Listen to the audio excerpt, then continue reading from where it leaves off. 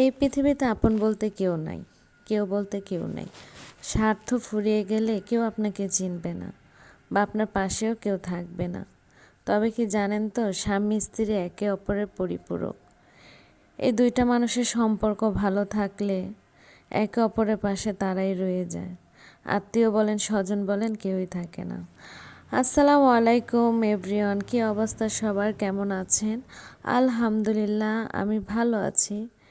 তো সকালবেলা এই যে দৈনিক রুটিন শুরু হয়ে গিয়েছে।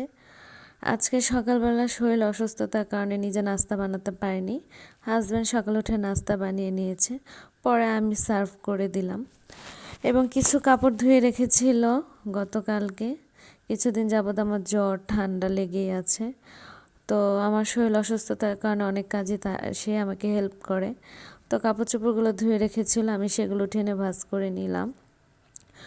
সকালে মোটামুটি ঘর দরজা গুছিয়ে থালা বাসন ধুয়ে কমপ্লিট করে চলে এসেছি রান্নাঘরে। সে কুটে দিল, আমি দাঁড়িয়ে দাঁড়িয়ে রান্না করছিলাম। কারণ অসুস্থ হলেও নিজের সংসারটা অসুস্থ রাখা যায় না। সে আমাকে সাহায্য করতে পারে, কিন্তু প্রপার তো সব কাজ সে আমার করে দিতে পারবে না, যেহেতু বাহিরেও তাকে কাজ করতে হয়। দুইজনের সংসারে একে অপরকে যদি সাহায্য না করি তাহলে হয়তো জীবনে চলা যাবে না। হাজব্যান্ড যে কেটে কুটে দেওয়ার পরে আমি এখানে মাছ রান্না করছিলাম এবং পাতাকপিগুলো ডিম দিয়ে ভাজি করছিলাম। আমার হাজব্যান্ড ডিম ছাড়া আবার পাতাকপি ভাজি খেতে পছন্দ করে না। তো এই যে আমার এগুলো কমপ্লিট, তরকারিটা হয়ে এসেছে, ভাজিটাও হয়ে এসেছে।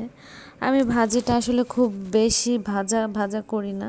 আমার কাছে মনে হয় বেশি ভাজা ভাজা করলে পাতাকপির যে টেস্টটা সেটা আসলে আর পাওয়া যায় না।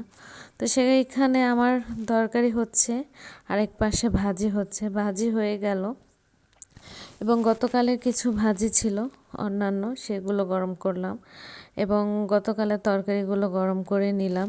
আসলে রান্নার সময় একবারে সব কিছু গরম করে নিলে আর কষ্ট হয় না। তো একটা লম্বা ঘুম দিয়ে খাওয়া দাওয়া করে এই যে বিকালে নাস্তায় ছিল পাস্তা এবং রং চা, একটি কেক। যেহেতু বাসায় আমি একা ছিলাম তাই একাই নাস্তা করেছি। ছোট্ট একটি ডেইলি রুটিন শেয়ার করলাম। ভালো লাগলে সাবস্ক্রাইব করে পাশে থাকবেন। ধন্যবাদ।